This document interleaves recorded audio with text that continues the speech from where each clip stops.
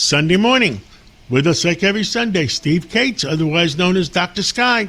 Well, what are you going to do to tickle our minds today, Steve? Well, John, we'll go from the ground to space and lots of good news. Happy Sunday. We begin with great news from SpaceX.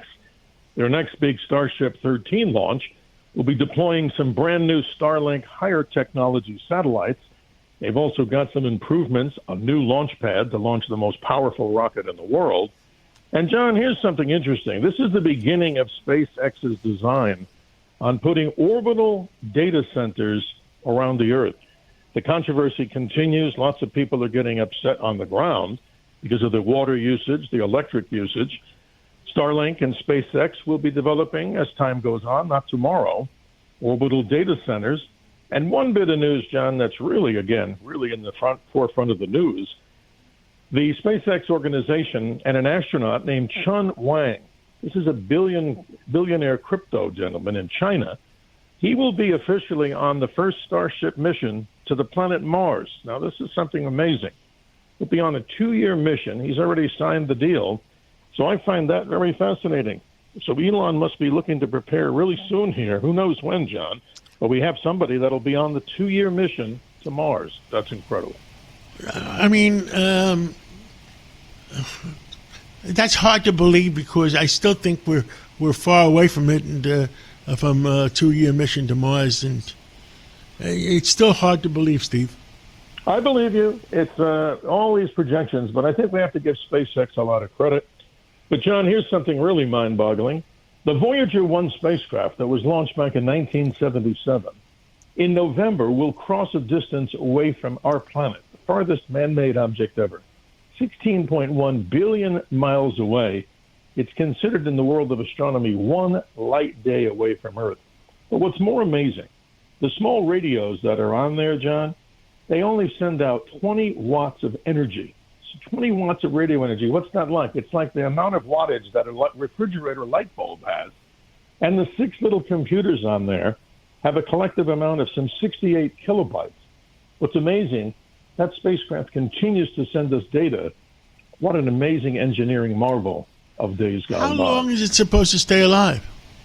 John, nobody really knows. There's a nuclear core in there, and once that, of course, fades away, I would say, according to the best research I've gotten in talking and spoken with scientists, we're talking still about another 5 years, maybe more. But unfortunately, when you have a 20-watt signal coming back to the Earth, again, it takes 24 hours for you to send the spacecraft signal to it. And then it takes another 24 hours to get back. So after that, John, nobody knows. It goes into the void of space, into the unknown. Most amazing. I met the Greek doctor that launched it in 1977, was it? I had dinner with him in Athens about 2 years ago, and he did come on my radio show, and me and you should have him on again together.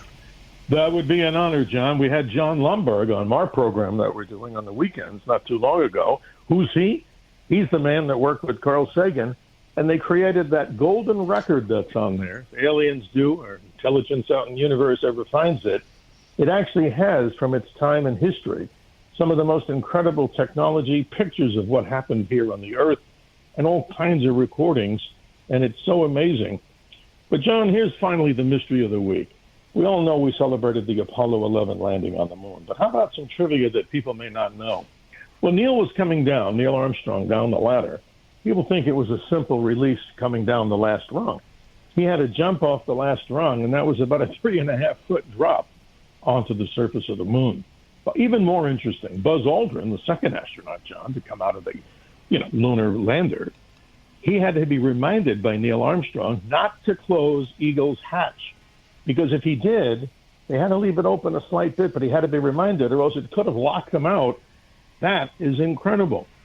And here's another bit of information that I find fascinating. The flag on the moon that we all talked about and saw the astronauts plant there may have been purchased by a NASA employee. You ready, John? At a local Houston Sears store. That's another bit of trivia about the moon. Now, you always see it on the moon still. Does that mean it is still? It is, John. It fell over. Buzz Aldrin said this when they launched off the surface. They saw the flag. He saw the flag fall down. But here's really what they think has happened to it.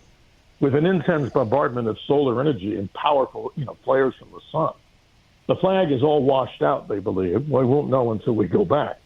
And it probably has holes in it by now, but still an amazing artifact. And one of the last bits of trivia, John, that's really strange. Buzz Aldrin admitted this. I actually talked to him a number of times about this. When he was leaving a kneel to blast off the surface of the moon, he inadvertently backed into one of the relays that were on the panel. And if you flipped it, when you're supposed to, that's when the rocket would launch. Well, he broke it by accident.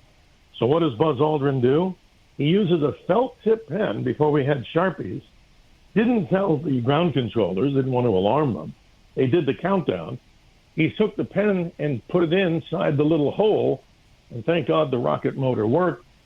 And John, just about a week or so ago, that felt tip pen sold at auction, I think for over $300,000. That's a good answer to how these astronauts came back when there could have been a whole different end story. Absolutely. Well, Dr. Sky, I enjoy listening to your show on Friday nights from midnight to 2 a.m. in the Saturday morning, and Saturday night until Sunday morning 2 a.m. and Friday night to Saturday morning 2 a.m.